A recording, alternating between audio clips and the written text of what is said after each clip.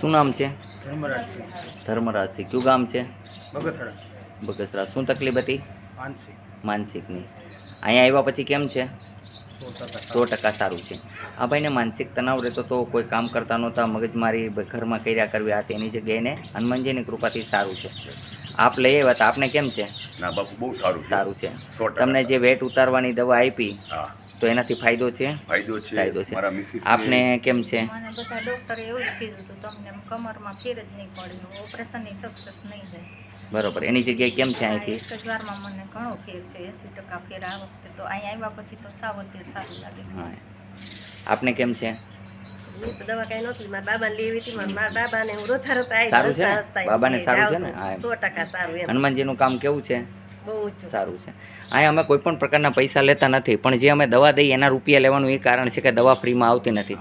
Bill મોટા મોટા આવતા હોય છે, ક્યારેક 1,11,000નું બિલ આવે. મારી પાસે બધા બિલ છે, કોઈને જોવાની ઈચ્છા હોય તો. પણ કોઈ અહીંયા ઘડિયાળ ભૂલી ગયા છે, ભાઈને ઘડિયાળ લઈ જવા નમ્ર વિનંતી છે. પાણીના ટાંકે પાણી પીતા હોય કે હાથ ધોતા હોય એને કારણે ઘડિયાળ કાઢી હોય ને પાણીના ટાંકા પાસે રહી ગઈ હતી, ગોલ્ડન કલરની ઘડિયાળ છે, એ ભાઈએ બિલ સાથે આવવું, એમની ઘડિયાળ લઈ જવા નમ્ર વિનંતી છે. અહીંયા કોઈ પણ વ્યક્તિની કાંઈ વસ્તુ ખોવાણી હશે, અહીંયા જમા કરાવશે તો દૂર નહીં જાય, અહીંથી પાછી મળી જશે.